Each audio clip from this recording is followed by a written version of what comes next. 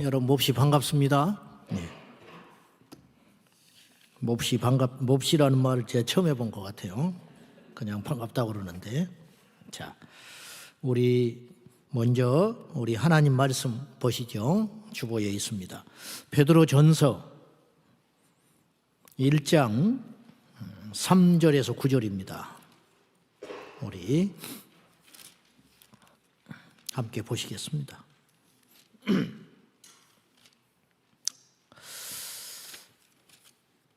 자, 우리 한 절씩 보실까요? 3절부터 9절까지 차례로 읽겠습니다. 우리 주 예수 그리스도의 아버지 하나님을 찬송하리로다. 그의 많으신 긍휼대로 예수 그리스도를 죽은 자 가운데서 부활하게 하심으로 말미암아 우리를 거듭나게 하사 산소망 있게 하시며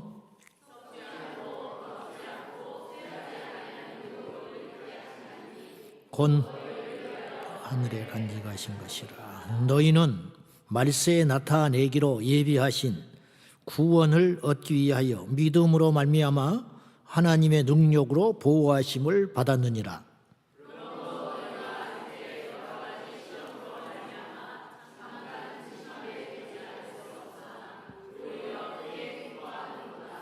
너희 믿음의 확실함은 불로 연단하여도 없어질 금보다 더 귀하여 예수 그리스도께서 나타나실 때에 칭찬과 영광과 존귀를 얻게 할 것이니라.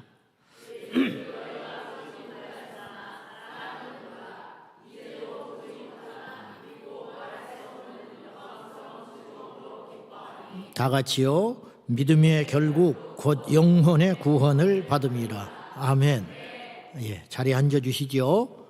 자, 하나님 아버지, 심히도 자격 없고 부족한 것이 귀한 자리에 섰습니다. 성령님 말씀하여 주십시오. 오늘 이 자리에 함께하는 귀한 영혼들 중에 한 영혼도 버림받지 않게 하시고, 한 영혼도 성령님을 거부하지 않게 하시고, 한 영혼도 우리 예수님 마라나타 다시 오실 때에 이 땅에 남겨진 자 없게 하여 주옵소서. 주여 말씀하여 주옵소서. 예수님의 이름으로 기도 올리옵나이다. 아멘. 할렐루야. 자, 제가 좀 참고하게요. 여기 지금 성산 작은 예수 교회 성도님만 오셨나요? 외부에서도 오셨을까요? 어디 외부에서 오신 분 손 한번 들어보실랍니까? 예. 그러면 이제 이분들은 뉴욕에서 오신 거예요? 비츠버그에서? 몰라, 메릴랜드가 어딘지. 예, 알겠습니다. 저를 아세요? 예? 아, 워싱턴? 예, 워싱턴은 아는데 여기서 얼마나 떨어졌는지 몰라. 거리가 좀 있어요? 예? 몰라, 어쨌든 그렇다 치고. 그렇죠. 저를 아시겠네요? 예, 알고 오셨겠죠. 예. 그러면 이제 제가 어떻게 이 자리에 오게 됐는지 좀 궁금하시고, 또 우리 케이박 목사님하고 어떤 관계가 있어서, 나는 뭐 피츠버그가 시골 그러길래 전 강원도인 줄 알았어. 와서 보니까 다운타운에 갔더니 참 부끄러웠습니다. 제가 참 미국이 너무 복받은 나라지요. 어마어마하게 복받은 나라. 지정학적으로 침공을 받을 수 없는 구조에 있어요. 그래서 미국은 본토의 침략을 한 번도 받아본 적이 없는 나라지. 이제 9.11 테러인데 그거는 이제 테러인 것이고, 앞으로도 모르겠어요. 세상이 어떻게 바뀔지는 모르지만은 저는 이제 그런 대격변이 일어나기 전에 예수님 오시지 않을까. 세상 돌아가는 걸 보면은 그런 생각이 있는데, 아무튼 미국은 정말로 복받은 나라죠. 뭐 어렵다, 뭐 치안 위험하다, 힘들다 그러지만 그건 부자의 엄살인 거지요. 부자의 엄살. 지정학적으로 엄청난 자연 환경을 가지고 이 복받은 땅, 거기다가 영적인 복도 받았지요. 유럽에서 들어온 복음이 이렇게 꽃을 피워서 이 복음의 역사가 아시아로 넘어와 중국을 거쳐서 우리나라까지 오고, 이런 엄청난 이제 복을 받은 나라입니다. 이렇게 넓고 넓은, 그리고 많은 사람들이 섞여서 함께 살아가는 이 미국 땅에 또 제가 어떻게 여기 오게 됐는가. 2016년쯤으로 기억이 되는데 어떤 동그란 여자분이 우리 교회로 왔어요. 동글동글하게 생긴 여자분이. 그래서 자기가 미국에서 왔다는 거예요. 그래서 이제 종종 외국에서 오는 분들이 방문화를 터라 그러시냐고 그랬더니 저를 시카고에 초대를 했어요. 그래서 미국을 한 번도 안 가봤거든요. 그때. 저는 교회를 개척하고 오늘까지 20년 됐습니다. 올해 20주년 행사를 했는데 저는 아주 촌놈입니다. 촌놈이고 배우지도 못했고 못난 사람입니다. 예수 믿고 제일 복받은 사람 중에 하나가 나다. 그렇게 오늘 또 그 생각을 많이 했는데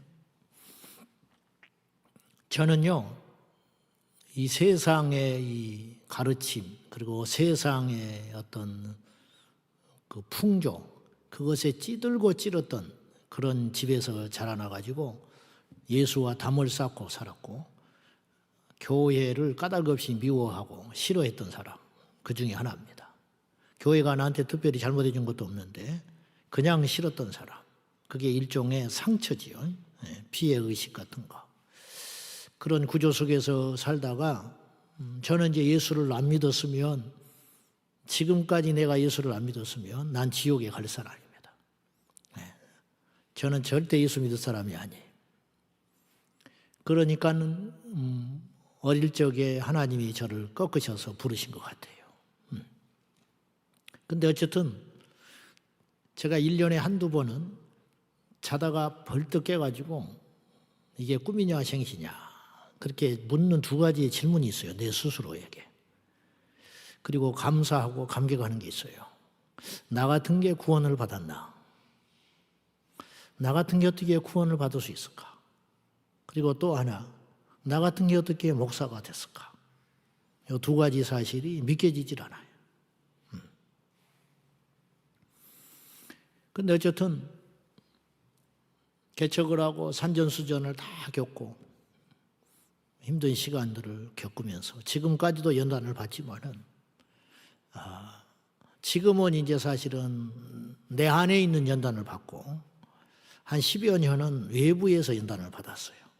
나와 상관없는 고난, 교회를 하면서 겪는 시련들, 상처들, 아픔들, 몸부림 그걸 한 10년 겪으면서 하나님이 나를 깨뜨리시고 또 꺾으시고 또 새롭게 만드시고 그런 시간들을 입으로는 못났다 부족하다 그러는데 내 안에 있는 철저히 부족한 자아들이 깨뜨려지는 시간들이 10년 정도 흘렀던 것 같아요.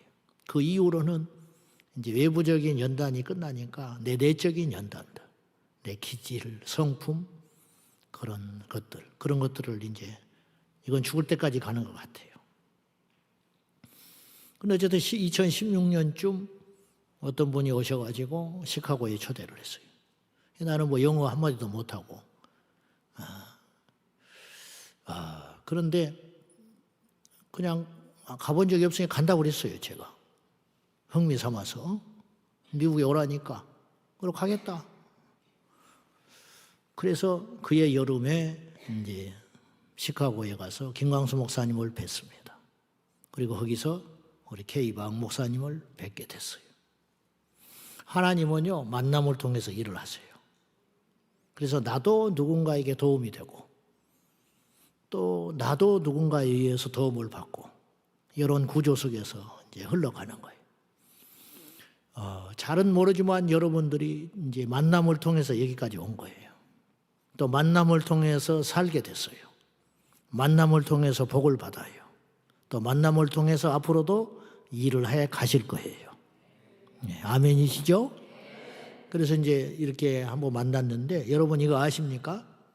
이 세상에는 그냥 스쳐가는 만남이 있어요. 그거는 무의미한 만남이죠. 또 피할 수 없는 만남이 있어요. 숙명이죠. 그건 혈연적인 만남. 미움내 곱내해도 피는 물보다 진하는 거예요. 그런데 아십니까? 피보다 더 진한 게 있다는 거? 그게 영입니다. 영은 더 진해요. 그래서 이제 하나님께서 이렇게 만나게 해준 관계는 얼마나 만났는지 또 무슨 이해득실이 있는지 그건 중요한 게 아니에요. 그냥 하나님이 만나게 하시면 놀라울 정도로 그 만남이 깊고 그 만남이 영적인 것이기 때문에 말로 표현할 수 없는 끈끈한 관계가 돼요. 그래서 이제 우리 목사님을 뵙게 되었고 목사님과 그 지체들이 부족한 저를 위해서 제가 너무 부족하니까 저를 위해서 기도를 많이 해주셔서 오늘 제가 여기까지 수많은 부족함에도 불구하고 목회를 해오고 있습니다. 자, 제가 여러분에게 이제 오늘 어떤 말씀을 전해야 되나 고민을 하는 중에 성령 안에서 제가 좀 자유롭게 말씀을 전하고자 합니다. 여러분 어떤 일을 이렇게 오래 하잖아요. 오래 한다는 거. 오래 한다는 건 양면성이 있어요. 그건 뭐냐? 하나는 잘 해낼 수 있어요. 어떤 일을 익숙해서 계속하면 좋은 측면으로는 익숙해지고 이제 숙련공이 되는 거죠. 그래서 눈 감고도 한다. 뭐 그런 이야기를 하지 않습니까? 또 하나는요. 어떤 일을 지속적으로 계속 하잖아요. 그러면 나도 모르게요. 그 일이 귀한지를 몰라요. 그리고 그 일에 대해서 긴장감이 사라지면서 일상이 돼버리고 맙니다. 여러분에게 예수님을 믿는 거 이건 어떤 일입니까? 오늘 어제 오늘 예수 믿는 사람들이 아니잖아요. 여러분들이 적어도 오랫동안 예수를 믿어왔어요. 제가 오랫동안 예수를 믿으며 믿어왔어요. 16 되던 해에 교회를 나가서 거의 40년 넘게 제가 예수를 믿어오고 있어요. 40년 예수를 믿었으니까 예배를 그리고 설교를 얼마나 많이 했겠어요. 그러면 그렇게 많은 예배를 드리고 많은 설교를 할 때 과연 그것이 나에게 이수한 일인가? 그것이 나에게 두려운 일인가? 이건 다른 문제라는 거예요. 제가 우리 성도들에게 자주 경고하는 게 있습니다. 그건 뭐냐? 익숙해지지 말아라. 코로나가 오기 전에 제가 우리 성도들에게 앞으로 예배가 우리 마음대로 드리지 못할 때가 올 수 있다. 저도 그렇게 말을 했지만 그런 날이 그렇게 속히 올 줄은 몰랐어요. 근데 진짜 코로나가 오니까 예배를 마음껏 못 드리는 날이 와버린 거예요. 참 코미디 같은 일인데 한국은 예배 숫자를 제한했어요. 19명, 20명 미만으로 제한을 했어요. 과학적인 데이터도 없어요. 그냥 20명 이하로만 모여라. 그래가지고 본당에 10,000명 그리고 20,000명 모이는 예배당도 20명 앉아 있었어요. 거리를 두고 마스크를 쓰고. 근데 카페에 가면 차를 마셔요. 같이 앉아서. 전철을 탈 때는 같이 붙어서 가요. 근데 예배당에서는 안 돼요. 얼마나 코미디 같은 일이 많았냐면 공항에 가면은 비행기를 타기 위해서 비행기를 타야 할 거 아니에요. 그러면 비행기도 100석이면 2-3명만 태워가야 되잖아요. 그러죠? 상식적으로 위험하니까. 그런데 그렇지 않았어요. 그리고 공항에서 들어갈 때에 거리 두기를 하고 줄을 서 있었어요. 그리고는 들어가서 비행기 기내에 들어가서는 붙어 앉아 있어요. 코미디 같지요. 그리고 붙어서 가는 거예요. 전처럼 붙어서 가요. 근데 교회에서는 떨어져 앉아 있어야 했어요. 그래서 한국 코로나는 교회에만 있었어요. 밖에서는 없었고. 그런 일을 겪으면서 우리 성도들이 너무 힘들어하는 거예요. 그건 뭐냐? 예배를 못 드린다는 것에 대해서. 그러니까 예배 드릴 때는 몰랐어요. 그러니까 성도들이 울고 다녀요. 교회에 와서 들어오지를 못하고 밖에서 빙빙빙 돌다가 그리고 들어오지를 못하고 교회 주차장에 와서 차를 대놓고 영상으로 예배를 드리고 가고는 했어요. 앞으로 세상은 어떻게 될까요? 그리고 여러분이 지금 앉아있는 이 자리가 어떤 자리일까요? 데이빗 월커슨 목사님 아십니까? 뉴욕의 타임스퀘어 목회하시고 했던 대단한 종이잖아요. 근데 이 데이빗 월커슨 목사님이 생전에 그분 2010년인가 교통사고로 돌아가셨잖아요. 불의의 교통사고로. 이분이 생전에 그분이 굉장한 분입니다. 종이 다 종이 아니에요. 에레미야서 27장에 보면 선지자 중에 두 종류가 있어요. 하나는 하나님이 그 입에 말씀을 주셔서 전하는 선지자가 있어요. 그런데 하나님의 말씀을 받지도 않고 행세하는 선지자가 있어요. 가짜지요. 가짜 선지자인지 진짜 선지자인지 분별하기가 만만치 않아요. 근데 아무튼 한 가지는 분명해요. 여러분 이걸 아셔야 돼요. 역사적으로 기독교 2000년 역사로 볼 때 예수님 십자가에 죽으시고 구원이 선포된 이후에 2000년 역사 가운데 한 가지 절대로 변치 않는 원리가 있어요. 그건 뭐냐? 항상 가짜는 진짜보다 많았다. 가짜는 진짜보다 많았어요. 오늘날 이 시대도 마찬가지예요. 좀 제가 어떻게 들리실지는 모르나 이게 불편하게 얘기할 것도 아니고 사실이에요. 가짜 교회가 진짜 교회보다 훨씬 많아요. 가짜 그리스도인이 진짜 그리스도인보다 저는 훨씬 많다고 봐요. 얼마나 많냐는 주님만 알아요. 그러나 많은 건 분명해요. 그런데 데이빗 월커슨 목사님이 미국에 대해서 70년대에 이미 이런 예언을 했어요. 생전에. 그때는 허무맹랑한 소리 같았어요. 전염병이 위협이 될 것이다. 미국에 금융위기가 올 것이다. 그리고 특이한 예언을 하나 했는데 이건 이제 성취될지 안 될지는 모르겠는데 미국의 교회가 정부에 의하여 금융이나 그 밖에 법적으로 제재를 받는 날이 올 것이다. 그때 당시에는 상상할 수 없는 일이었어요. 그리고 마지막 때의 진정한 교회는 지하교회가 될 것이다. 그렇게 예언을 하고 돌아가신 거예요. 생전에. 이분이 말하는 표현하는 지하교회라는 것은 땅속에 묻혀진 교회라는 개념이 아니고 공식적 교회가 아닌 진리를 찾아서 모인 소수의 공동체. 이들이 마지막 때의 교회가 될 것이다. 저는 그러지 않기를 원하지만은 이런 일들이 가시권에 들어왔다. 저는 그렇게 봐요. 여러분, 어떤 일을 오래 하다 보면 익숙해진다고 그랬죠. 익숙해진다는 게 좋은 것인가? 오늘 본문에 믿음이 목적이 뭐냐? 믿으려고 하는 이유가 뭐냐? 우리가 교회를 오래 다니다 보면 교회를 왜 다니는지를 모른다니까요. 그래서 기껏 생각한다는 것이 여자들은 권사되기 위해서 교회를 다녀요. 네. 처음에는 그런 목적으로 교회를 나온 게 아니에요. 남자들은 장로 되기 위해서 교회를 다녀요.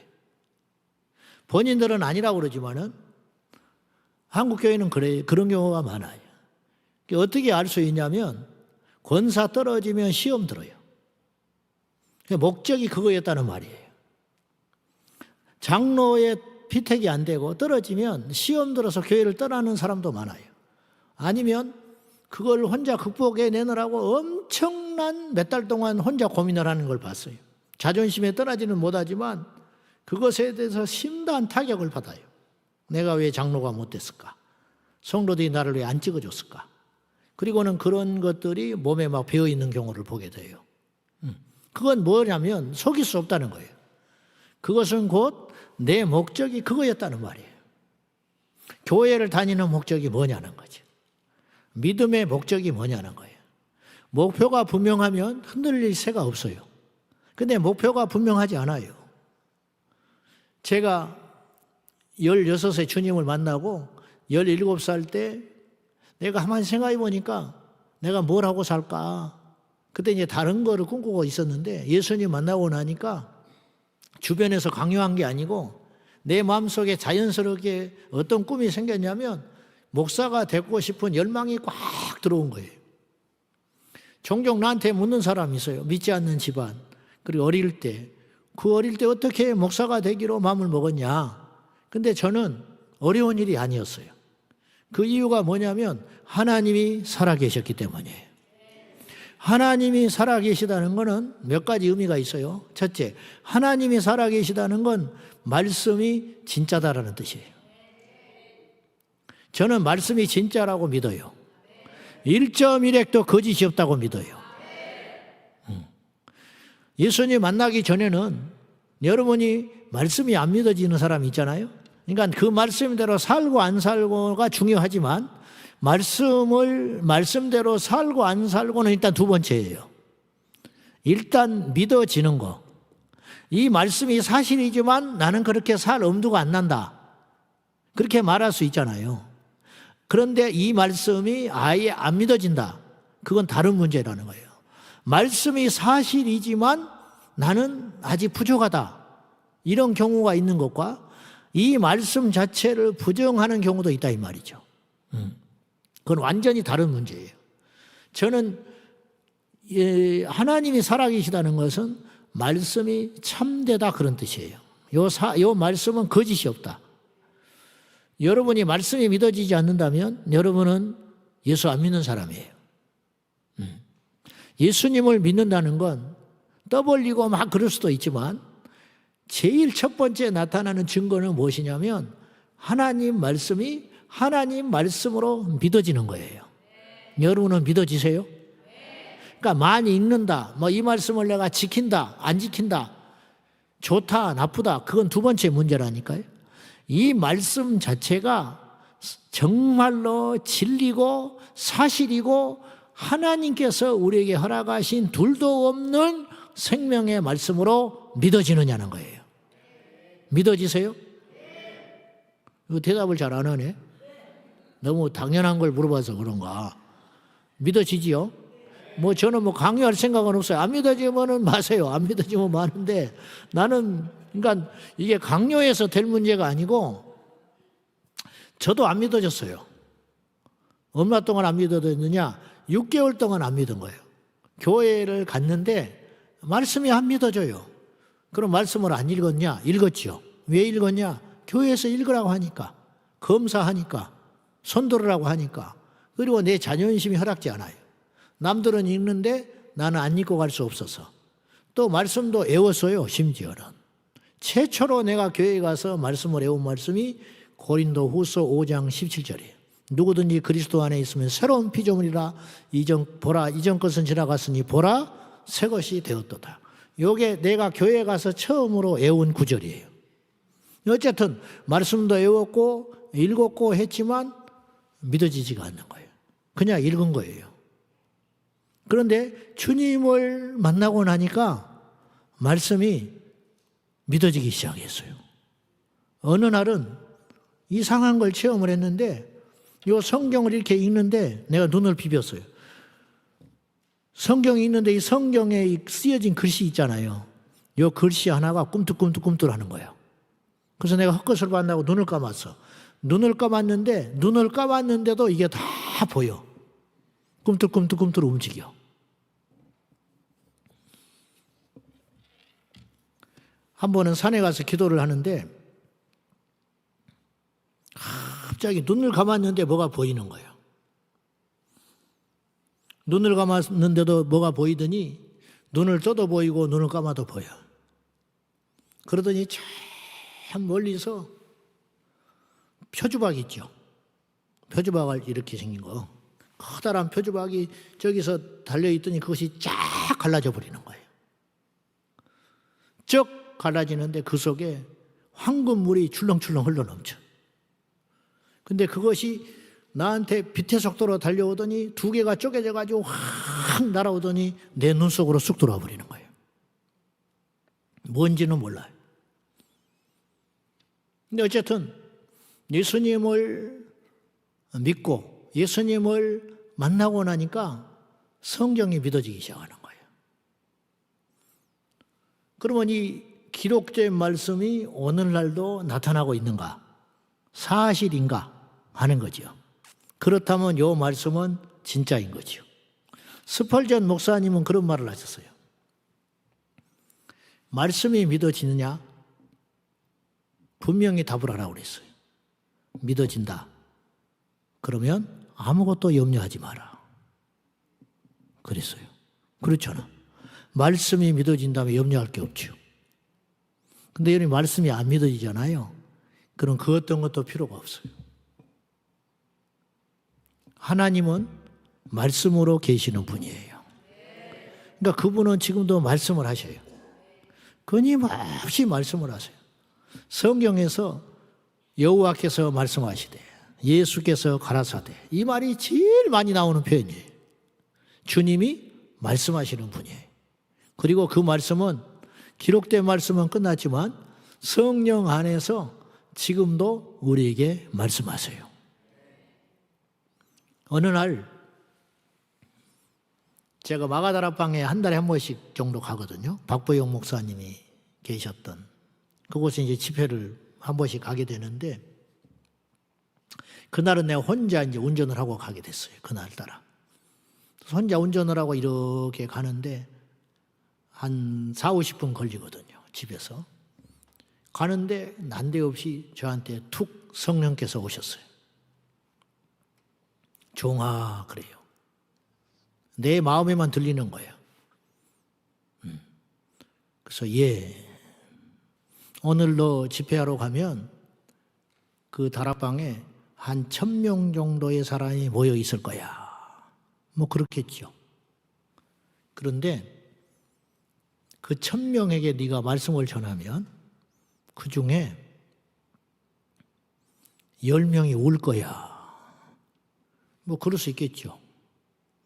그랬더니 또 말씀하신 거예요. 우는 중에 한 명만 변해. 너는 그 한 사람 찾으러 가는 거야. 그렇게 또렷하게 말씀을 하셨어요. 그건 제 생각에서 나온 메시지가 아니에요. 하나님이 나에게 말씀하신 거예요. 하나님은 기록된 말씀과 내 내면의 음성과 그리고 선포되는 말씀을 통해서 우리 인생을 인도하고 계십니다. 그리고 그 말씀 한마디는 우리 인생을 치유합니다. 그 말씀 한마디는 우리를 새롭게 합니다. 그리고 그 말씀 한마디는 우리 인생을 놀라운 축복의 일로 인도하시는 줄로 믿습니다. 유정옥 사모라고 있어요. 소중한 사람들이라고 암 환자들 이렇게 치유하는 센터를 짓는데 우여곡절 끝에 가평에다가, 서울 근교 가평에다가 그 센터를 짓게 됐어요. 근데 그거를 짓기 전에 하나님께서 기도하는 중에 그 암 환자들에 대한 마음을 품게 하시고 어느 날 기도를 하시는데 세상에 온갖 암이 생각나게 하시더래요. 그리고 입으로 토설하게 만드신 거예요. 듣도 보도 못한 암을 종류를 다 자기 입으로 고백을 하고 이야기를 하고 하시더니 어느 날 그분들에 대한 마음이 이 마음속에 꽉 차게 된 거예요. 그러면서 그들을 위해서 병원을 세워야겠다는 비전을 주셨어요. 근데 돈도 없고 아무것도 없는 거예요. 근데 하나님께 기도를 하는데 하나님께서 말씀하시고 보여주신 것이 있었어요. 오동나무 7그루를 보여주셨어요.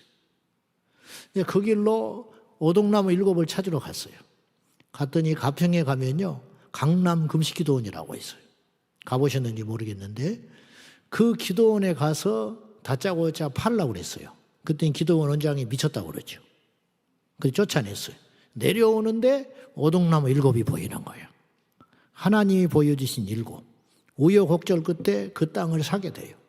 근데 그 땅은 물이 나지 않는 땅으로 유명한 땅이었어요. 사람들이 다 미쳤다고 그랬어요. 물이 나지 않으면 허가도 안 나오고 쓸모없는 건물이 되는 거예요.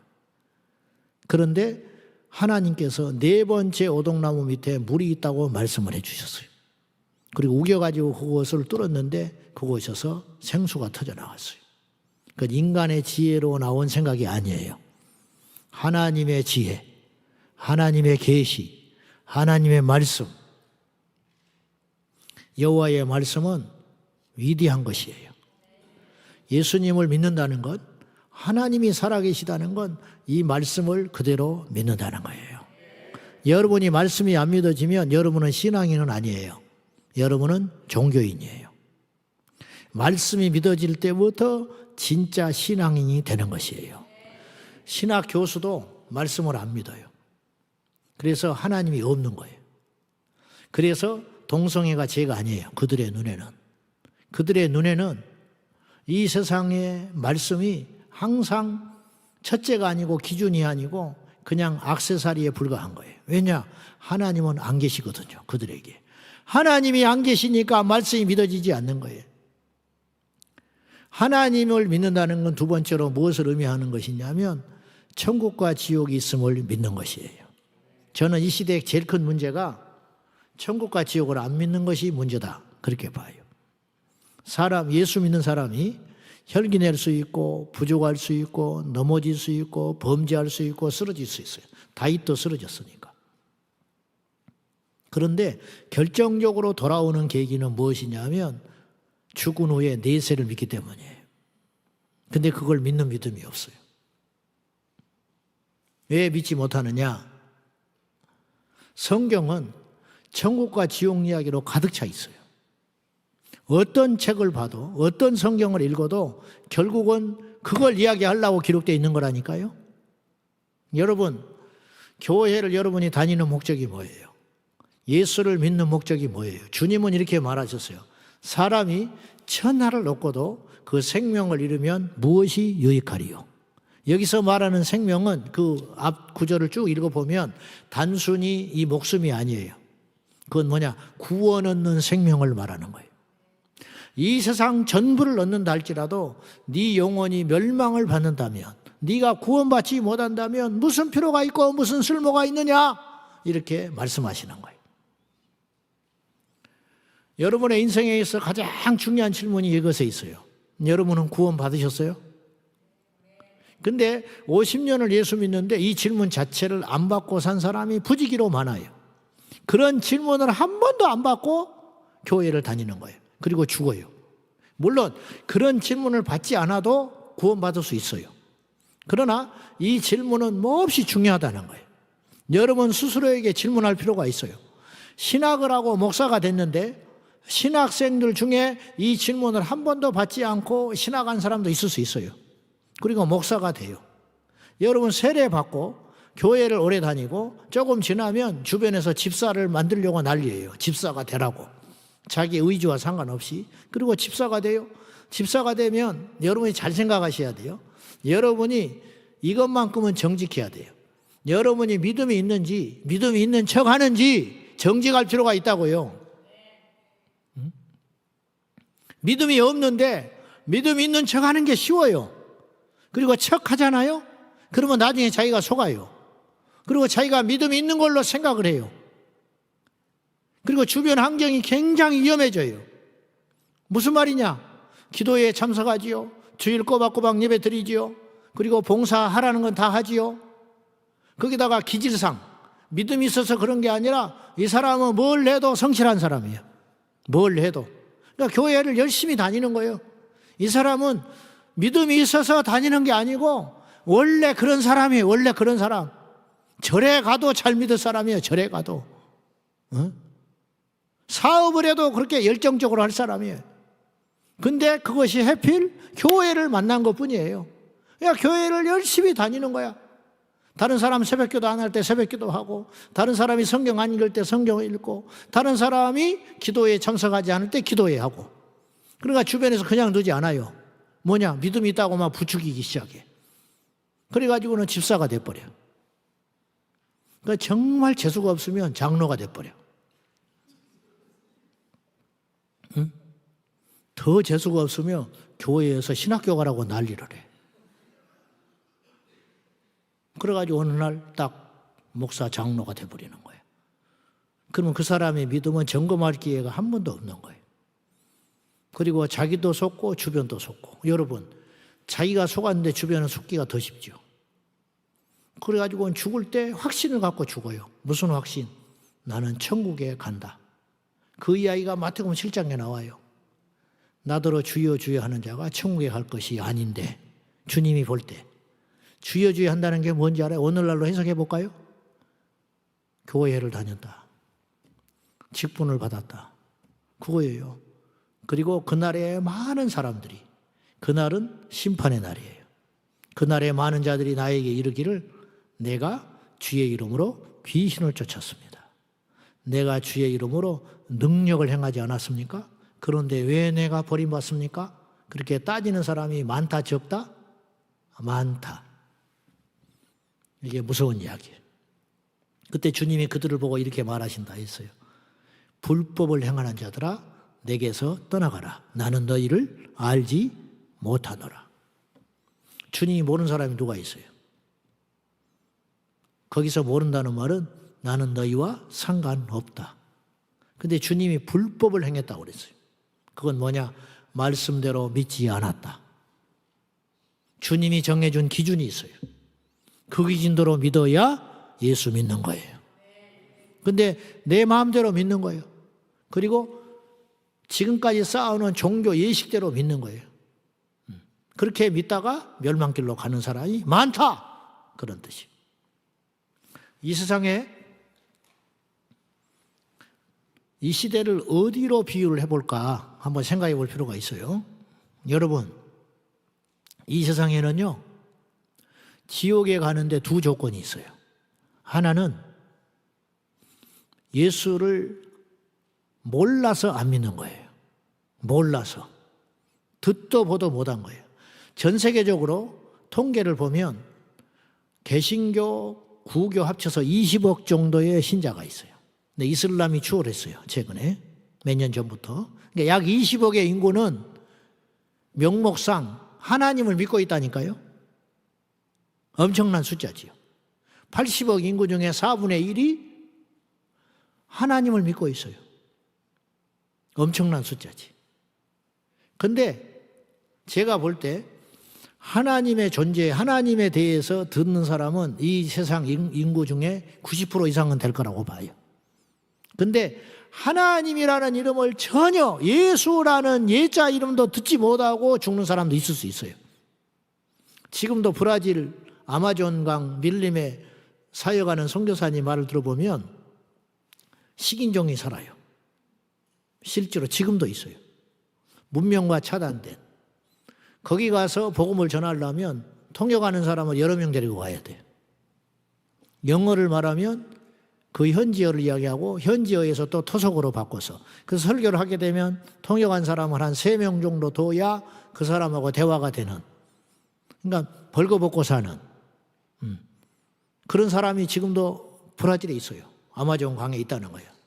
그런 부족들. 그러면 그런 부족들은 예수를 한 번도 듣지 못하고 죽는 거예요. 너무 불쌍하지요. 너무 안 됐지요. 여러분, 하나님이 공평하다고 생각하세요? 여러분 어떠세요?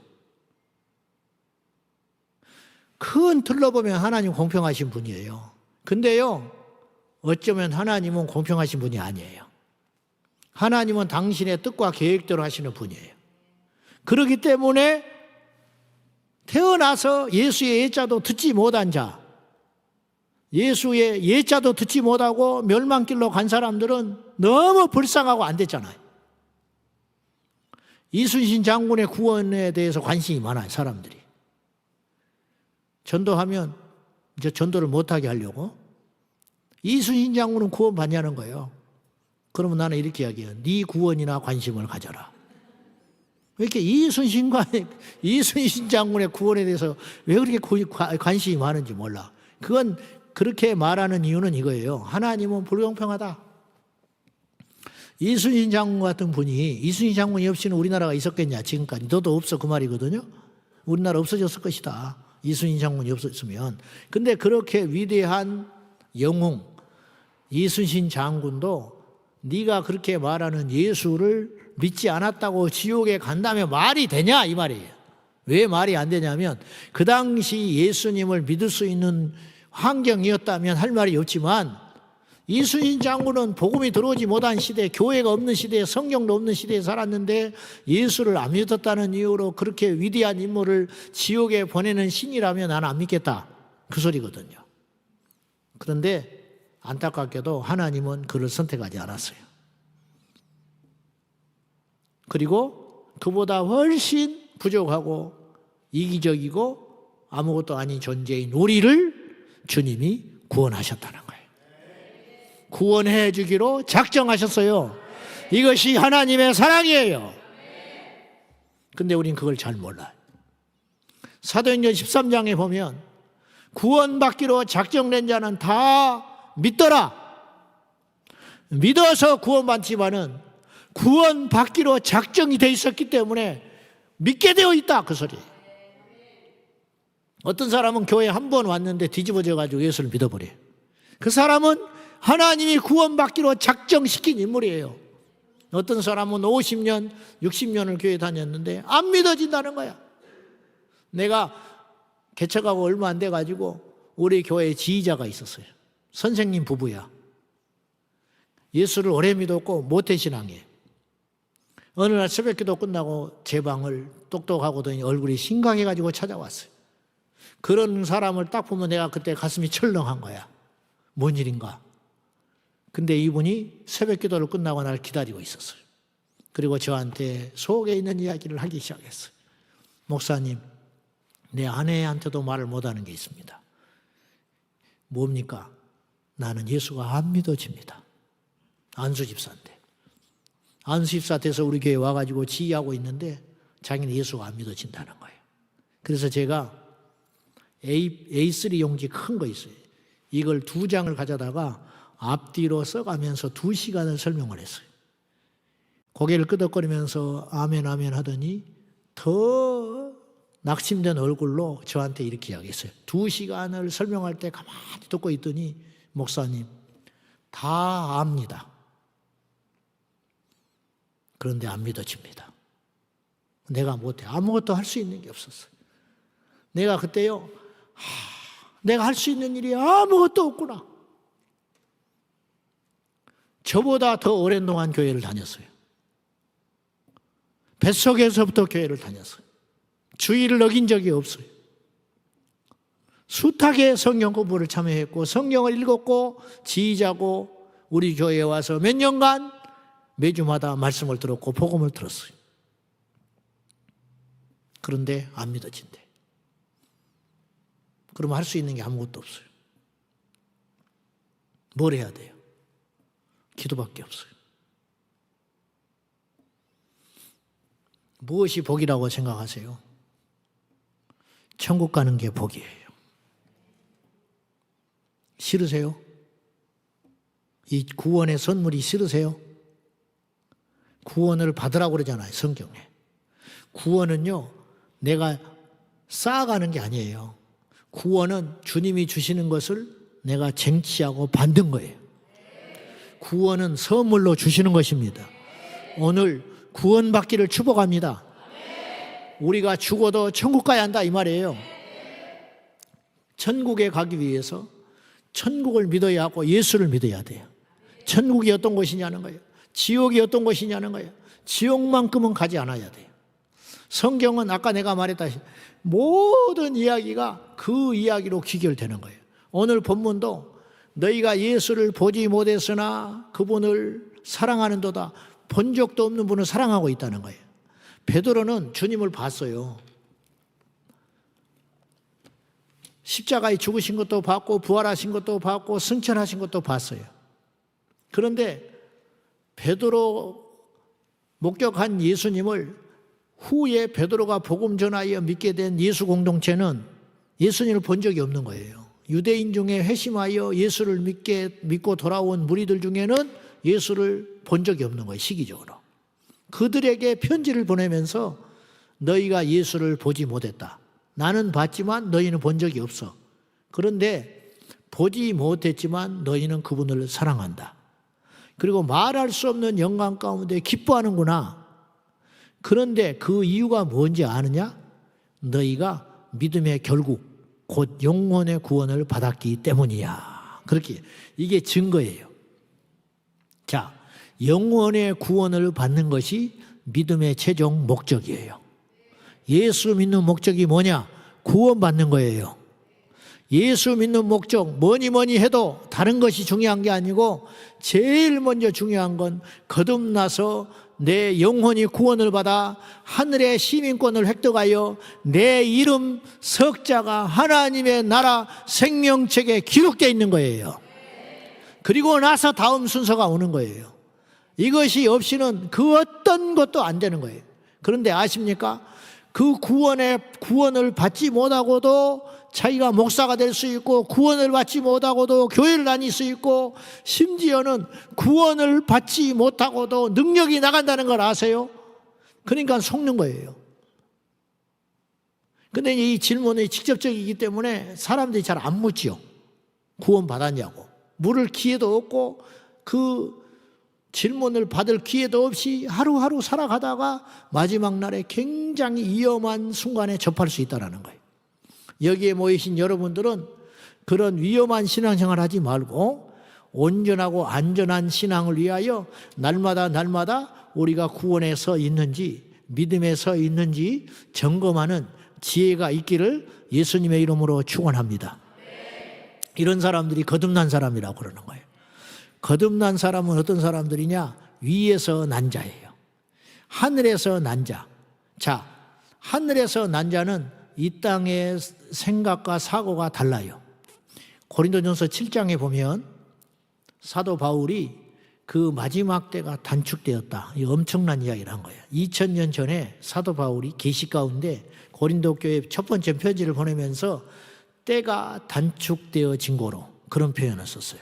그냥 주님이 다시 오시는 때가 단축됐다고 바울이 2000년 전에 선언을 했어요. 근데 2000년이 됐잖아요. 근데 이건 별 의미가 없어요. 왜냐? 그분께는 하루가 1000년 같고 1000년이 하루 같기 때문에. 근데 이 말을 우리가 무섭게 들어야 돼요. 때가 단축하여진 고로 너희는 이렇게 살아라. 말세를 준비하며 살라는 거예요. 그러면서 말세를 준비하는 자세에 대해서 조목조목 사도 바울이 이렇게 말을 했어요. 장가 간 자는 장가 가지 않는 자처럼 살아라. 그리고 우는 자들은 울지 않는 자처럼 살아라. 슬픈 자들은 슬프지 않는 자처럼 살라는 거예요. 기쁜 자들은 기쁘지 않는 자처럼 살아라.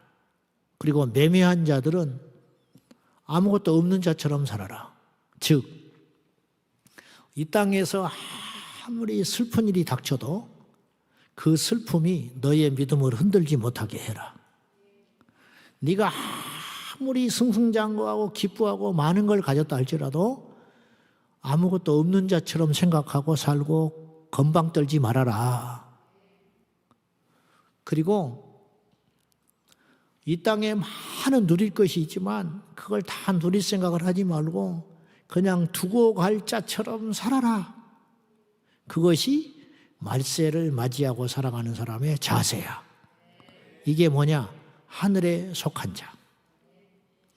하늘의 시민권을 소유한 자. 이것이 있는가? 가치가 변하는 거죠. 이 사람이 진짜 구원받은 사람이에요. 여러분은 어떠세요? 여러분은 무엇이 변했어요? 제 자신에게도 자주 질문하는 게 그거예요. 너는 무엇이 변했냐? 여러분, 사람이 옷을 다듬어 입고 목욕을 하고 이발을 하면 달라 보여요. 화장을 하면. 그러나 달라진 게 아니에요. 그건 변장이라고 그러는 거예요.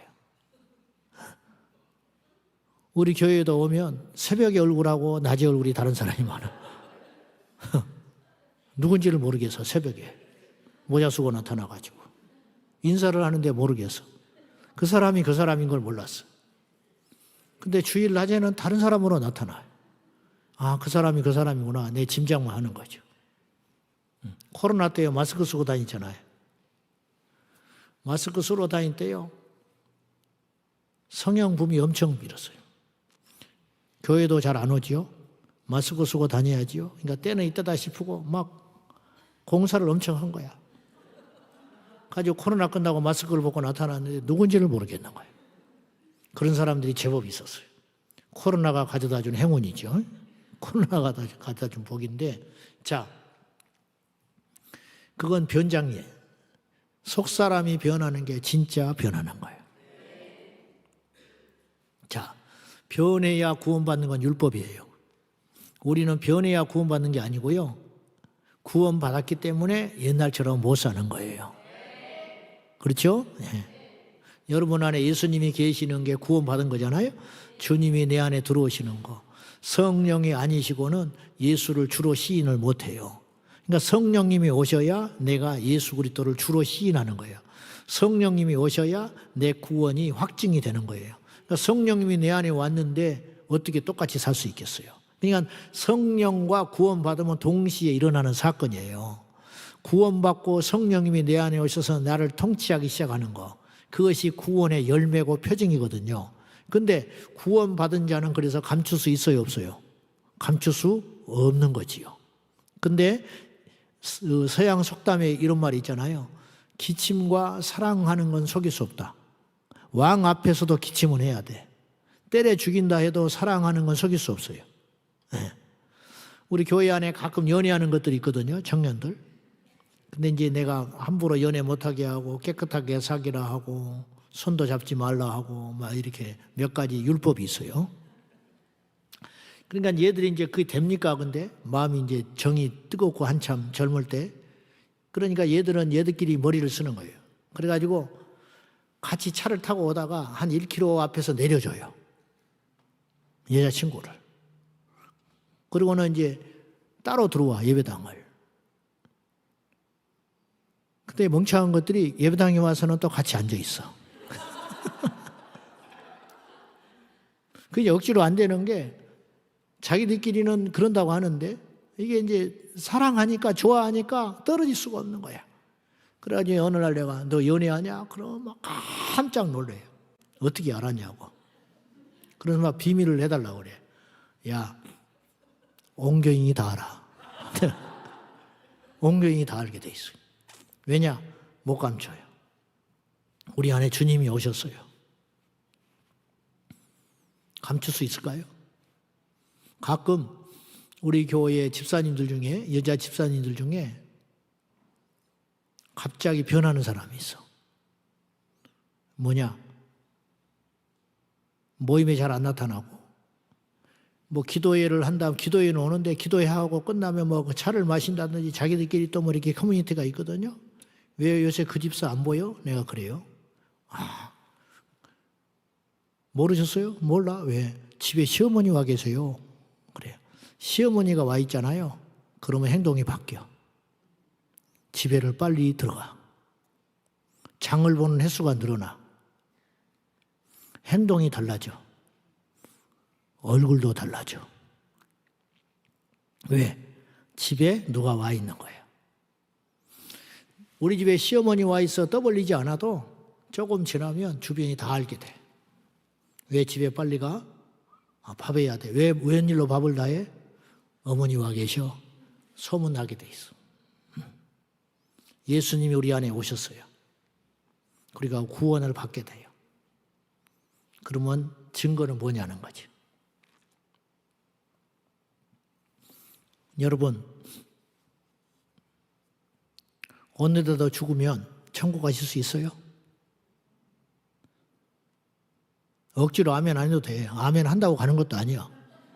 안 한다고 못 가는 것도 아니고. 구원의 확신이라는 게 얼마나 위험한지 아세요? 나는 구원받은 걸로 확신이 있는 거예요. 근데 천국 갔더니 없어요. 그러면 그 확신은 의미가 없는 거예요. 거꾸로 세리의 기도처럼 바리새인과 세리가 기도를 하지 않습니까? 근데 바리새인은요 스스로 의롭다고 생각했어요. 세리는 자기가 의롭지 않게 생각한 거예요. 근데 주님이 볼 때는 세리는 의로운 자예요. 바리새인은 의롭지 못한 자예요. 근데 자기들은 정반대로 생각했잖아요. 나는 구원받았다고 생각해요. 근데 알고 봤더니 구원받은 게 아니에요. 거꾸로 나는 죄가 너무 많아서, 나는 너무 부끄러운 죄인이고, 나는 허물이 너무 많은 죄인이어서 나는 천국을 못 갈 것 같아. 그렇게 생각하는 사람도 있을 수 있어요. 근데 알고 봤더니 그 사람이 천국에 들어갈 자가 될 수 있어요. 그러니까 그거는 구원의 확신이라는 건 위험하다는 거예요. 구원의 확신을 갖지 말고 진짜 믿음 갖기를 축복합니다. 네. 그 믿음은 무엇으로 증명이 돼야 되냐면 말씀으로 증명이 돼야 돼요. 즉 나의 믿음이 말씀과 부합해야 그 믿음이 진짜라는 거예요.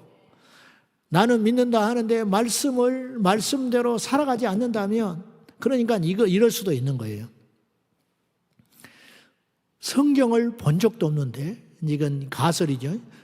북한에 있는 성도들은 성경을 가질 수가 없잖아요.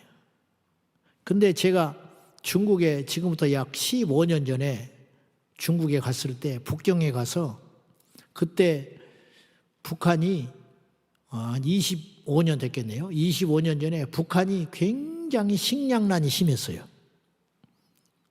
김정일이 살았을 때. 그래가지고 그때 북한이 자존심을 내려놓고 이 식량난이 너무 심각하기 때문에 중국에 문을 열었는데 어떤 사람에 대해서 문을 열었냐면 북한에 가족이 있는 사람에 한해서 문을 열어줬어요. 북한을 들어오라고. 조선족. 근데 조선족 중에 조건이 있는데 들어올 때 식량을 갖고 들어와야 해요. 식량을 갖고 들어오는 사람은 국경을 통과하게 해줬어요. 그때 그 사역을 하고 있는 여자 전도사님이 계셔서 그분을 내가 숙소에서 직접 만났어요. 그래서 생생하게 제가 그 이야기를 들었어요. 마차와 양손에 마차가 없는 사람은 이 짐에 식량을 가득 짊어지고 가져갈 수 있는 데까지 가지고 국경을 들어가면 통과시켜주는데 그중에 절반은 국경에서 뺏겨요. 그리고 자기 고향, 자기 친척이 사는 고향 땅에 가서 식량을 전달하고 나올 수 있도록 허락을 해줬어요. 그때 식량을 짊어지고 가가지고 어떻게 복음을 전했냐면 한마디면 돼요. 쌀을 딱 던져주고는 이 쌀이 남한에 있는 교회에서 보내준 쌀이다. 그러면 꼬꾸라지는 거예요. 그리고 성경을 전달을 못 해주니까 주기도문을 써주고 가르쳐주고 나오는 거예요. 성경을 몰라요. 그리고 그 다음에 한두 달 있다가 다시 쌀을 가지고 가면 그 사람들이 예수를 믿고 있어요. 성경을 읽지 않았는데 예수를 믿어요. 그러면 성경을 듣지도 못, 소유할 수 없으니까 북한에는 그거 자체를 갖고 있는 게 처형감이니까 성경 자체를 구할 수도 없고 소유할 수도 없고 볼 수도 없는데 주기도문만 외웠는데 예수를 믿었어요. 그러면 예수를 믿고 난 다음에 그들의 삶은 어떻게 변했느냐? 성경을 보지 못했지만 성령 안에서 성경이 쓰여져 있기 때문에 그들이 말씀대로 살아가고 있는 거예요. 무슨 말이냐? 원수를 용서하기 시작하고 이웃을 이해하기 시작하고 삶이 변하기 시작하더라는 거예요. 자, 그러면 우리는 성경을 손에 쥐고 읽고 암송하고 듣고 공부하고 배우기까지 하는데 이 말씀대로 살지 않는다면 우리는 가짜라는 거예요. 성경을 손에 쥐지 않고도 성경대로 산 사람이 있는데 성경을 날마다 지니고 묵상하고 다니는 사람이 말씀대로 안 살아간다는 것은 그 사람은 가짜다. 맞는 말이잖아요. 율법이 아니에요. 구원받은 자는 말씀에 순종하고 살아가는 거예요. 여러분, 노아의 시대 때 몇 명이 구원받았어요? 노아의 시대 때. 노아의 홍수 때 몇 명 구원받은 거예요? 8명. 그때 세계 인구가 얼마였던 것 같아요? 몇천 명이었을까요? 창조과학회 학자들에 의하면 그때 인구가 80억이었대요. 세계 인구가. 그게 억지가 아닌 게 그때가 수명이 어마어마하게 오래 살았어요. 무두셀라가 969세 살았고 노아는 500살에 아들 셋을 낳았어요. 그렇죠? 그리고 600세에 홍수가 시작됐잖아요. 그러면 그 전에 난 사람도 있었을 거 아니에요. 그러면 몇십 명, 몇백 명을 낳는 것이 가능하다는 것인데 이론적으로. 왜냐하면 인간의 수명이 길었기 때문에 500살에 자식을 낳고 에녹은 300살에 무두셀라를 낳았어요. 그러니까 300살에도 난 사람, 500살에도 난 사람, 100살 때도 난 사람, 400살에도 난 사람 있었을 거 아니에요. 그런 숫자들과 따지고 그리고 그들이 수명이 길었기 때문에 그 긴 수명 가운데 이 세상을 살았으니 얼마나 많은 인구가 그 지구상에 있었겠어요. 근데 그렇게 많은 지구상의 인구 중에 물론 복음이라는 게 오늘날처럼 교회가 편만이 세워져 가지고 막 전해지는 시대가 아니었기 때문에 그 일부, 근데 방주를 한 80여 년 지었거든요. 100년 가까이 지었어요. 500살에 새 자식을 낳고 하나님으로부터 경고를 받아가지고 방주를 지은 다음에 7일 있다가 홍수가 시작되어 600살에 홍수가 시작이 됐거든요. 그러니까 약 100년 안쪽에 방주를 지었단 말이에요. 어마어마한 건축물, 130m 길이의 이 방주였기 때문에 그렇게 오랜 시간이 걸린 거예요. 그런데 3단으로 그리고 역청을 밖을 칠했죠. 콜타르로 칠해가지고 방수 처리를 했단 말이에요. 그랬으니 그 긴 기간 동안 방주를 짓는다는 게 이제 합당한 일이죠. 그러면 처음에야 몰랐겠지만 그 방주가 이게 자태가 나타나기 시작하면서부터 소문이 났을 거 아니에요. 바닷가에 짓는 것도 아니고 평평한 평지에서 노아가 방주를 지었기 때문에 이거는 누스거리죠. 그래서 사람들이 와서 물었을 거예요. 당신 뭐하고 있느냐? 방주를 짓는다. 배를 짓는다. 그럼 배라는 게 어느 정도 상식선에서 지어야지 고기를 잡는다든지 뭐 그렇게 짓는 것이지 이렇게 큰 배를 뭐하러 짓느냐? 그렇게 물으면 무엇 때문이라고 말을 했겠어요? 여호와께서 이 땅을 심판하실 것이야. 물로서 심판하신다고 그래서 그날과 그때는 모르지만 물로서 심판하신다고 했기 때문에 나는 그날을 대비하여 방주를 짓고 있네. 자네도 이 방주에 와서 함께 홍수를 피해 보세. 복음 전한 거예요. 할렐루야. 복음을 전한 거죠. 근데 그 소리가 노아가 전하고 싶어서 전한 게 아니고 묻기 때문에 필연적으로 복음이 전해졌을 거란 말이에요. 살 길이 전해졌잖아요. 방주에 오르면 살 수 있어. 예수 믿으면 살 수가 있어. 우리 예수님 다시 오신대. 그러니까 거룩한 신부로 단장하여 기도하고 깨어 있어야 돼. 오늘도 그렇게 이야기하고 있잖아요. 근데 이 소리를 듣지만 반응해요, 안 해요? 반응을 안 하는 거지요. 얼마나 안 했느냐? 한 명도 안 한 거예요. 제가 볼 때 70년 이상 복음을 전했어요, 노아가. 그리고 그 전해진 복음은 꼬리에 꼬리를 물고 또 전해지고 또 전해지고 또 전해지고 수십 수백 킬로 어쩌면 수천 킬로 밖에까지 오랫동안 전해졌으니까 소문에 어떤 지역에 노아라는 사람이 있는데 어떤 사람이 있는데 거대한 배를 짓고 있는데 뭐 그가 믿는 어떤 신이 이 땅에 홍수로 멸한다고 하여서 배를 짓고 있는데 그런 미치광이 노인네가 있다네, 미치광이가 있다네. 그런 이야기가 꼬리에 꼬리를 물면서 엄청난 이슈로 소문이 났음에도 불구하고 그 복음을 듣고 한 명도 회심하지 아니하고 돌아오지 않았다. 그리고 80억 정도의 인구 중에 8명만 구원을 받았다. 예수님 당시에 예수님이 오셨는데 그 당시에 누가 구원받은 거예요? 몇이나 구원받은 거예요? 예수님이 십자가에 죽으시고 다시 부활하셔서 갈릴리에 가서 제자를 만나시고 제자들이 보는 데 앞에서 500의 형제가 바울이 고린도전서 15장에 말한 대로 500의 형제 그리고 가룟유다는 자살해서 죽어버리고 마띠아가 대신한 12명의 제자들 그리고 예수님의 모친 마리아와 그의 육체적 동생 야고보 등등을 포함하여 약 500명이 넘는 사람들이 보는 데서 주님께서 부활 승천에 올라갔어요. 감람산 근처에서 목격자가 약 500~600명 돼요. 그러니까 그 당시에 예수님을 믿고 구원받은 사람은 그 숫자밖에 없는 거예요. 그러면 그 당시에 여호와 하나님을 믿는 사람은 얼마나 있었느냐? 유대민족 모두가 하나님을 믿고 있었어요. 그러나 그 중에 구원받은 사람은 손에 꼽는 거예요. 니고데모 정도, 바리새인 중에 니고데모 정도, 나머지는 율법 지켰고 안식일을 지켰지만 한 영혼도 제대로 예수님 만나서 영접해서 구원받은 사람이 없었어요.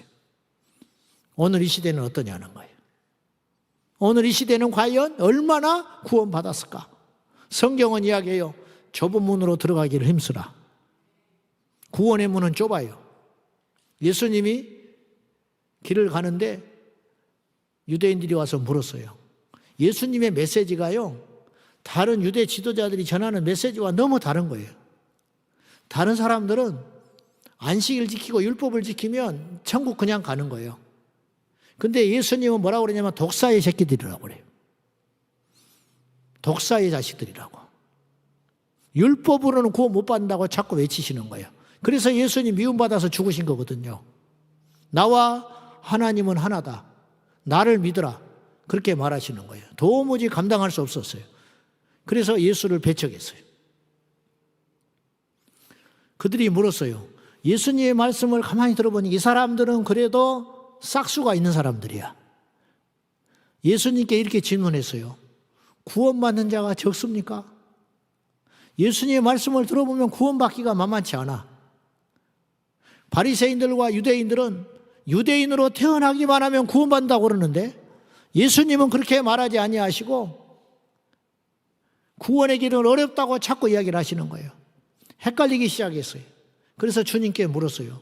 그러면 당신의 말대로 의하면 구원받는 사람은 적다. 구원받는 사람이 적으니까 그렇게 물었을 때 예수님이 많다 적다라고 답변을 하지 아니하시고 이렇게 답을 했어요.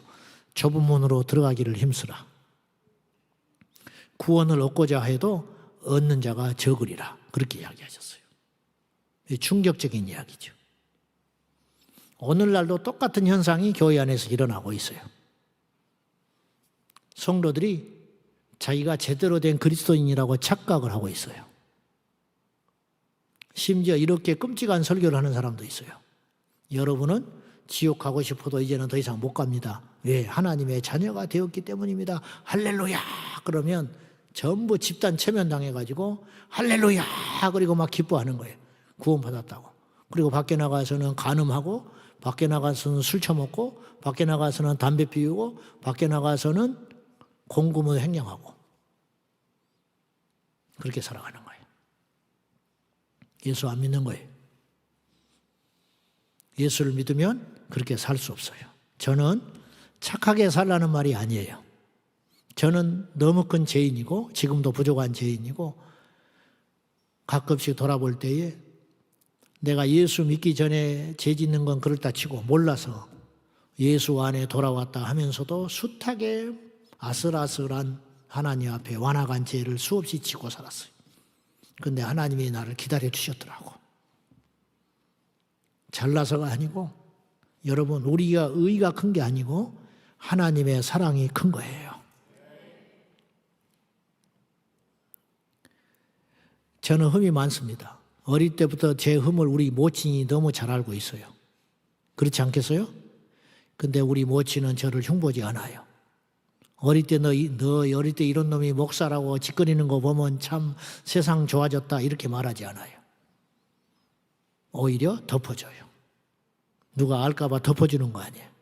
육신의 부모도 그래요. 하물며 하나님의 사랑은 얼마나 크겠어요.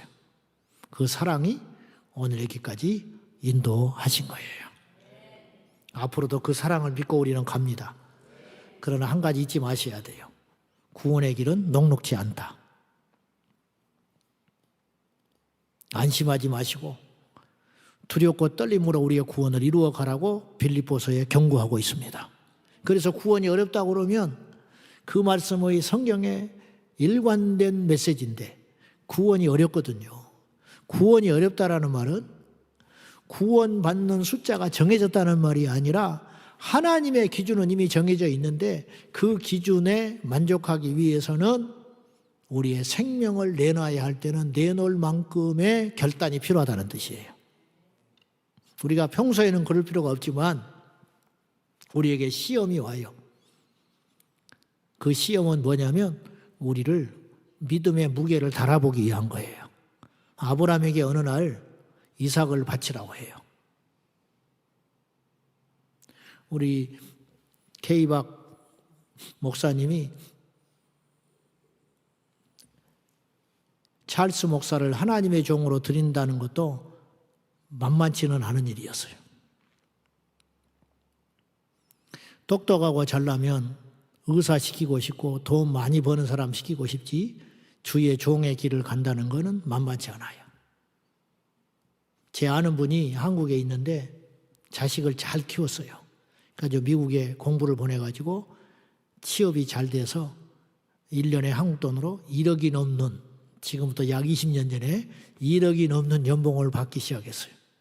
그런데 어느 날 멕시칸들을 선교하는, 믿음이 너무 좋아져가지고 갑자기 멕시칸 뒷골목에 있는 불법 체류하는 멕시칸들을 선교하는 일에 자기의 삶을 드리러 서원을 하고 직장을 나와버렸어요. 근데 그 집안 온통 예수 믿는 집안인데 그 소식을 듣고 어머니 권사님이 서울에서 들어놓버렸어요.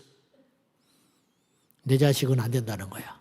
그러면 남이 그렇게 하면 박수 칠 수 있는데 내 자식이 정작 그 길을 가니까 서울에 있는 권사님, 믿음 좋은 그 권사님이, 새벽기도를 하루도 쉬지 않는 권사님이, 선교를 쉬지 않고 다니는 권사님이 자기 자식이 멕시칸 뒷골목에 섬기는 선교사로 가니까 들어놓버렸어요. 이게 부모의 마음이에요. 근데 아브라함에게 이삭을 번제로 각을 쳐서 바치라고 했어요. 여러분에게 하나님이 어느 날, 저에게도 마찬가지고 어느 날 내 믿음을 달아볼 날이 와요. 네 믿음은 진짜냐? 구원의 표징은 무엇이냐? 너에게 나는 몇 번째냐? 그렇게 물으실 날이 온다니까요. 여러분은 어떠세요? 자신 있으세요? 너희가 나를 따라오려거든 네 자신을 부인하고 날마다 네 십자가를 지고 나를 쫓을 것이니라. 근데 그 십자가는 이런 게 아니에요. 그 당시 십자가는요, 죽는 거예요. 그러니까 우리가 듣는 그 메시지의 강도가 그 당시 2000년 전에 예수님 앞에서 나를 따라오려거든 자기를 부인하고 제 십자가를 지고 날마다 쫓아오라는 말씀은 느낌의 강도가 다르다고요. 오늘로 따지면 네가 나를 따라오려거든, 내 제자가 되려거든, 구원을 받으려거든 너의 전 재산을 포기할 수 있어야 한다. 네 자식이 거지 되는 걸 각오해야 된다. 너의 누리던 모든 것을, 안락한 것을 포기하고 나를 따를 수 있어야 된다. 그렇게 말씀하는 것과 똑같아요. 그럴 수 있으세요? 제가 우리나라에 로또 복권이 처음 나올 때였어요. 그것도 한 30년 전인 것 같아요. 막 로또 복권이라는 게 처음으로 막 광풍처럼 불어닥쳤어요. 주택복권 1,000만 원, 2,000만 원 할 때 로또 복권이라는 건 당첨자가 나올 때까지 쌓이는 거잖아요. 가지고 막 100억이 넘어갔네, 200억이 넘어갔네, 막 그 당시 그랬어요. 이게 막 신문에 오르내리고 있었을 때였어. 내가 어느 날 설교를 하다가 부교육자에 있었는데 주일날 저녁에 설교를 하면서 성도들한테 이렇게 물었어요. 로또 복권 아시지요? 그냥 전 국민이 다 알아. 그 중에 산 사람도 있었어. 로또 복권 막 300억이 쌓여있고 막 400억이 쌓여있고 막 그랬어요. 제가 물었어요. 어떤 권사님이 로또 복권 1,000억짜리가 된다면 어떻게 하실래요? 그랬더니 막 된 것처럼 기뻐하더라고. 그러더니 내가 질문을 해서 1,000억이 당첨되면 어떻게 하실 거예요? 그랬더니 100억 11조 한대. 그 다음에요. 그랬더니 100억 감사헌금 한대. 그 다음에요. 100억 선교헌금 그래놓고 뭐라고 그러냐면 너무 많다. 그러는 거예요. 되지도 않았어. 되지도 않았는데 되지도 않았는 걸 갖다가 내놓으라고 그랬더니 어떻게 할 거냐 그랬더니 11조 당연히 100억하고 1,000억 중에 100억은 감사헌금하고 100억은 성경금 하려니까 너무 많으니까 좀 줄인다고. 그러놓고 자기도 얼굴이 벌개졌어. 진짜 된다면 어떻게 될까? 여러분은 무엇을 버릴 수 있으세요? 여러분은 무엇을 포기하고 주님을 따르고 계세요? 다 누리세요. 누리는데 중요한 건 이거예요. 아브라함이 이삭을 사랑할 수도 있고 이삭과 함께 여행을 갈 수도 있고 이삭에게 자기의 전부를 줄 수 있다니까요. 근데 어느 하나님께서 말하셨어요. 그 이삭을 나한테 바치라. 그때 바칠 수 있어야 한다는 거예요. 그럴 수 있습니까? 답 좀 해봐. 그럴 수 있어요? 아직 되어지지 않는 일에도 이렇게 겁을 내면 어쩌자는 거예요. 그렇게 하실 수 있어요? 아멘 한다고 받는 것도 아니에요. 그냥 걱정 안 해도 돼. 그러니까 여러분의 상태를 이야기하는 거예요. 네? 어떠세요? 충분히 누리고 산 거 아니에요, 지금까지? 어때요? 여러분 것도 아니잖아. 응? 주님 덕분에 이렇게 사는 거 아니에요, 저나 여러분이나. 그죠? 근데 주님이 어느 날 나에게 그것도 주님을 위해서가 아니고 사실은 주님을 위해서 한 것 같지만 사실은 그게 아니고 이삭이라는 존재가 하나님이 받을 재물이 없어서 이삭을 내놓으라는 게 아니고 아브라함을 테스트하셔서 아브라함에게 진짜 복을 주려고 더 크게 쓰시려고 더 놀라운 걸 부어주시려고 마치 아이에게 아빠가 장난감 사주고 장난감 좀 줘봐. 장난감을 주면 아빠는 더 좋은 걸 주는데 장난감을 줘봐 그러니까 아버지가 그 장난감을 줬는데 준 아버지한테 그것도 안 주겠다고 내 거라고 주장하는 것과 같이 그것이 아니라는 거예요. 모든 것이 주님의 것이고 우리는 주님이 주신 그 복을 받아 누리고 살다가 어느 날 주님께서 나에게 더 큰 복을 주시고 더 큰 사명을 맡겨주시고 더 위대하게 쓰시기 위하여 아주 작은 것을 요구하실 적에 그리고 심지어는 그것을 요구하실 때 하나님께 기꺼이 내어드리는 믿음의 테스트를 통과하고 나면 나는 구원을 얻게 되고 영생을 얻게 되고 하나님 앞에 놀라운 그 복을 받음에도 불구하고 우리가 어리석어서 눈이 가려서 그걸 하지 못하기 때문에 이 세상을 살아갈 때 세상 사람들과 다를 바 없이 살아간다는 거예요. 주님의 제자는 달라야 된다는 거예요. 우리는 예수의 제자 되기를 원합니다. 우리는 가짜가 아니고 진짜 되기를 원합니다.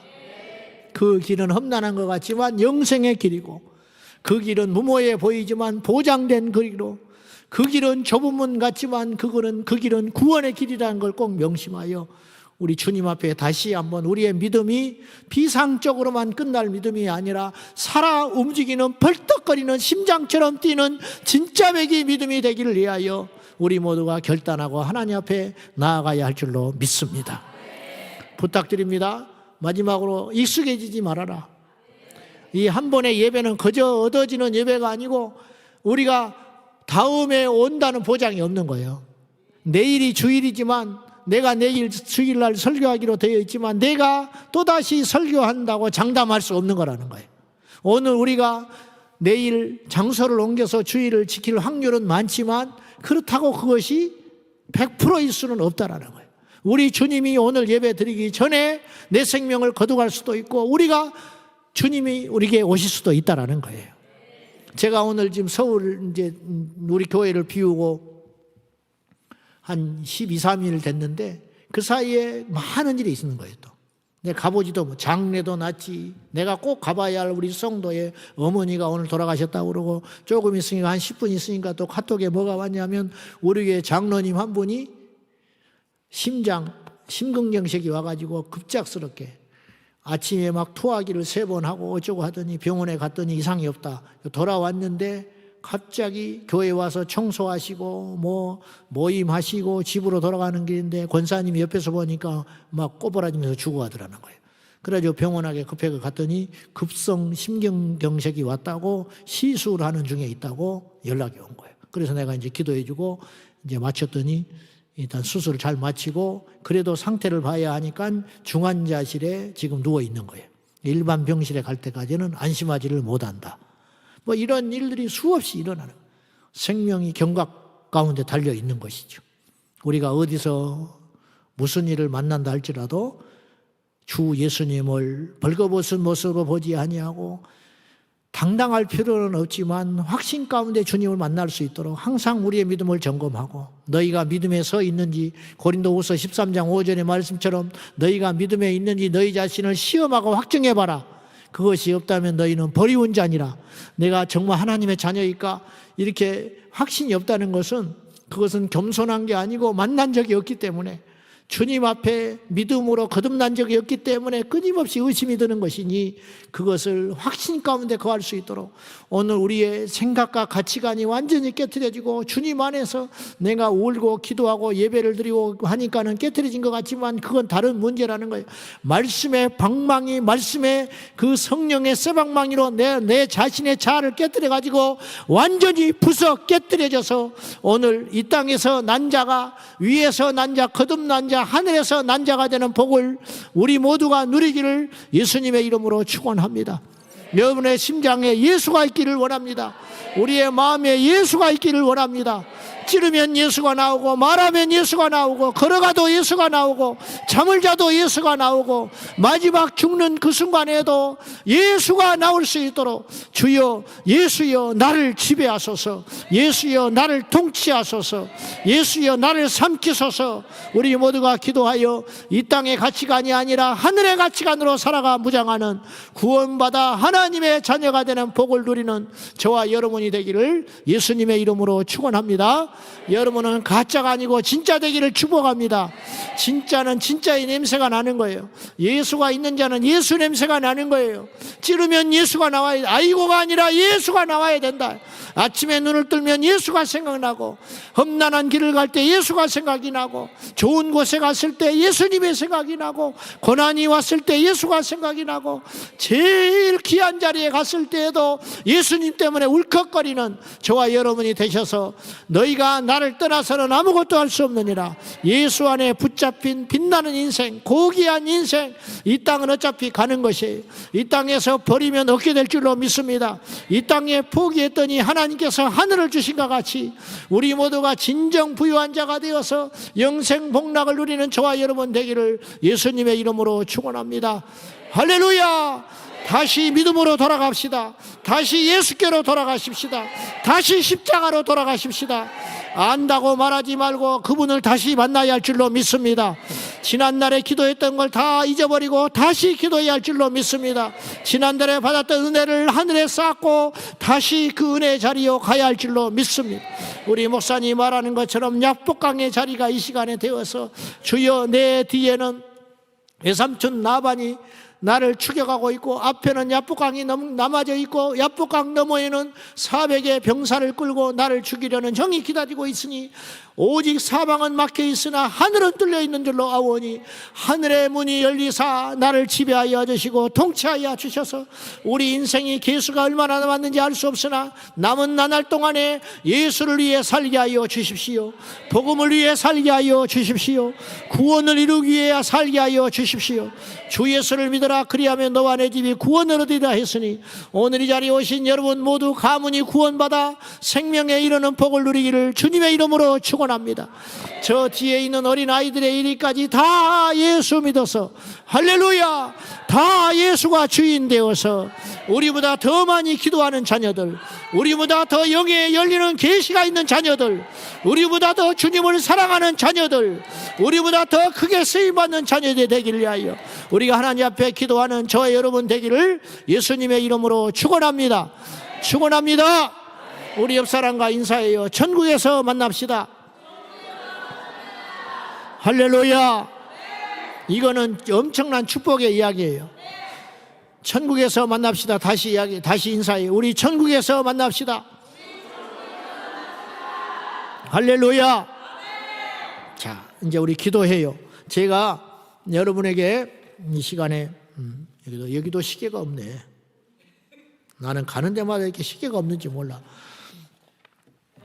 자, 우리 이 시간에 기도할 때 몇 가지 기도해요. 여러분이 억지로 나오지 마시고 감동되시는 분, 오늘 내가 하나님께서 이걸 열어주실 것 같다, 하나님이 나를 만져주실 것 같다, 하나님이 나의 병을 치료하실 것 같다, 하나님이 나의 이 해묵은 주님만 아는 이 기도의 제목, 가장 친한 사람에게도 말하지 못한 이 마음속에 있는 한 가지 그 소원을 하나님이 들어주실 것 같다, 그런 믿음이 있는 사람들은 앞자리에 앞에 나오셔서 무릎을 꿇으시면 우리 목사님과 제가 부족하지만 기도할 때 하나님께서 하시리라 믿고 구원받지 못한 자는 구원을 받게 하여 주시고 병든 자는 치료를 받게 하여 주시고 응답받지 못한 그 해묵은 그 간절한 기도의 제목은 하나님께서 이 시간에 응답해 주시리라 믿고 그 믿음으로 나와서 우리 짧은 시간이지만 우리 잠시 함께 기도하도록 하겠습니다. 억지로 나오지 마시고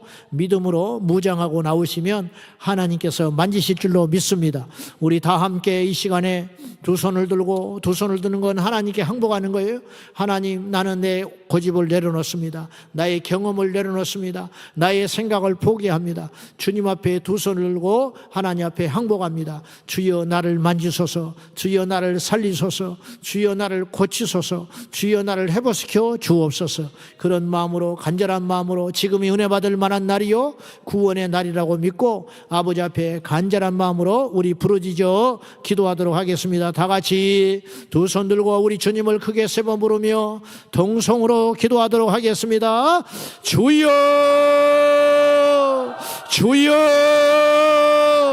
주여.